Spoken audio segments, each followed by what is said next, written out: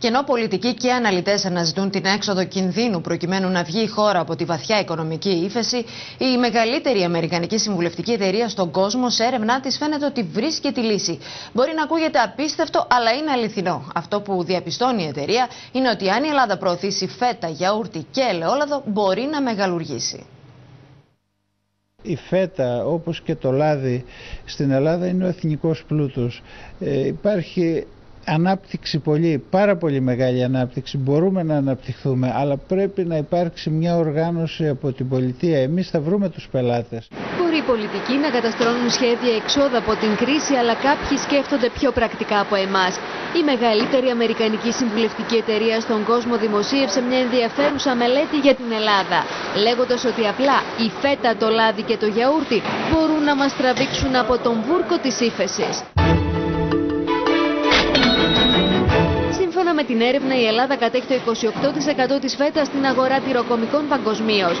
Εμείς επισκεφθήκαμε μια οικογενειακή εταιρεία, η οποία έχει καταφέρει να κατακτήσει δεκάδες χώρες του εξωτερικού. Είχαμε ξεκινήσει εξαγωγές από Ευρώπη. Εκεί είναι το Ιταλία, Γερμανία, Βέλγιο, Σουηδία, Ιρλανδία, Αγγλία. Και εξάγουμε επίσης Αμερική και η Ιαπωνία. Αν δεν ταξιδέψεις, δεν σε γνωρίζουν. Αγωνίζονται να κερδίσουν τις διεθνείς αγορές.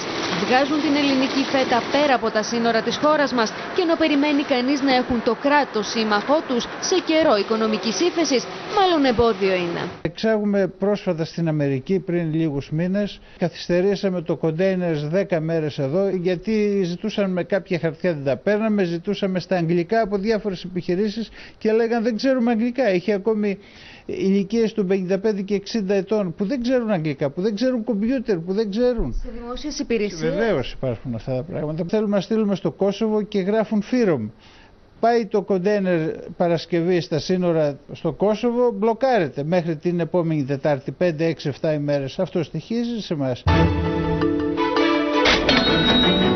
Στην Αμερική το γιαούρτι ελληνικού τύπου κάνει θράψη και αυτό, σύμφωνα με την έρευνα, αποτελεί μια πραγματική οικονομική ευκαιρία για τη χώρα μας, αφού έχει απίστευτες δυνατότητες ανάπτυξης. Ενώ έχουμε ένα από τα καλύτερα γιαούρτια του κόσμου, συναντάμε το πρόβλημα στις ημερομηνίες λήξης. Δεν προλαβαίνουμε δηλαδή να το διαθέσουμε σε μεγάλες αγορές. Πρέπει να υπάρχει ένας φορέας ο οποίος θα ασχοληθεί με την διανομή και την άμεση διάθεση του προϊόντος. Δηλαδή θα πρέπει να γίνει μια ομαδική προσπάθεια προς χώρες που έχουμε πρόσβαση. Δηλαδή, παράδειγμα, στη Δυτική Ευρώπη μπορούμε να κάνουμε ένα κέντρο διανομής του γιαουρτιού.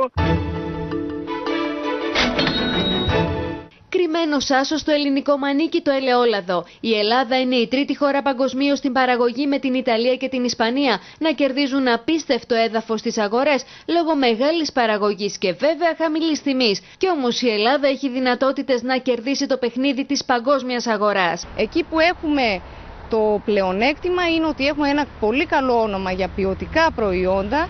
Εμείς, για παράδειγμα, στα βιολογικά προϊόντα έχουμε μια πολύ καλή πρώτη ύλη, την οποία έξω την γνωρίζουν και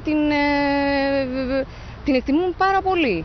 Η μελέτη των Αμερικανών προχώρησε πολύ πιο μακριά από εμάς. Είδε τη χώρα μας τα 10 επόμενα χρόνια με μοχλό ανάπτυξη στα ελληνικά προϊόντα. Εντόπισε όμως και το πρόβλημα. Δεν υπάρχει μοντέλο πώλησης των προϊόντων με υψηλά περιθώρια κέρδους. Και αυτό γιατί απλά καμία κυβέρνηση δεν έχει επενδύσει πραγματικά στο χρηματιστήριο της ελληνικής γης.